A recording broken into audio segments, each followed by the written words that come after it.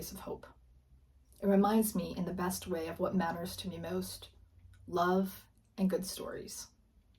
The New England Review connected me with readers. The New England Review is a really important platform for emerging writers.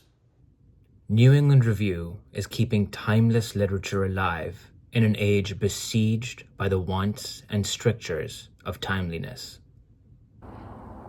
The New England Review is how I got my first book published. Receiving the New England Review Award for Emerging Writers meant a great deal to me, both professionally and personally. Attending the Breadloaf Writers Conference this fall allowed me to connect with a larger literary community, as well as establish relationships with mentors. I appreciate the opportunity to attend craft talks, workshops, and panel discussions where I learned about writers who are taking literary risks and telling new, important, urgent stories. In 2021, I was so moved by personal experience that I decided to write a long-form experimental essay about it. I figured there had to be an editor or magazine who'd give it a home. Alas, it was rejected by 25 publications. One day, long after I'd given up hope, New England Review's editors reached out to me saying they'd take the piece if I made a few choice revisions that they as a team had decided it needed if it were to be conceptually tenable.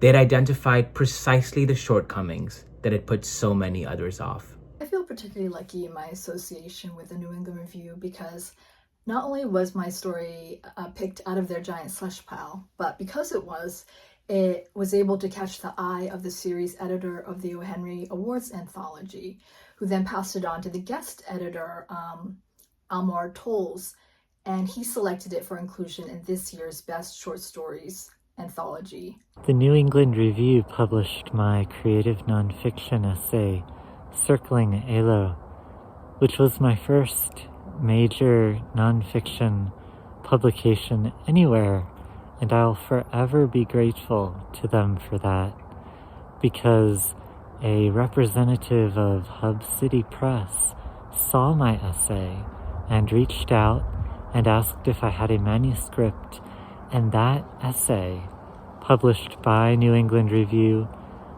generated my first book contract, which is incredible as someone who's a first-generation college graduate from someone whose family has never published anything anywhere. The editors told me that my story was going to be published, and I was really overjoyed. Then they told me that I was going to win the first New England Review Emerging Writers Award. It came with entrance into the Breadloaf Writers Conference. I had to Google what Breadloaf was. I didn't know what it was. I'm a doctor, and I was writing my stories, and they seemed to be going out into the ether. I felt like I was writing on an island. Well, the Breadloaf Writers Conference exposed me to that community of writers. I got to attend lectures. I got to get to know some of my best friends right now who I trade work with.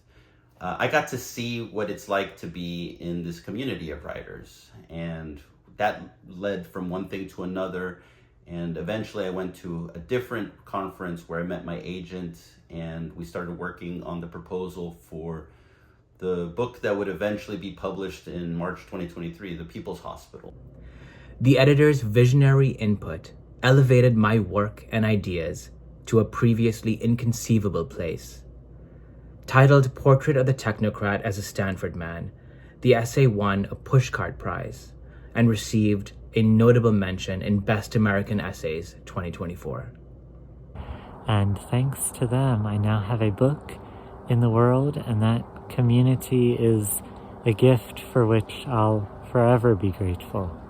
I owe a debt of gratitude to the New England Review. Thank you very much for introducing me to this community of writers. Thank you very much, New England Review.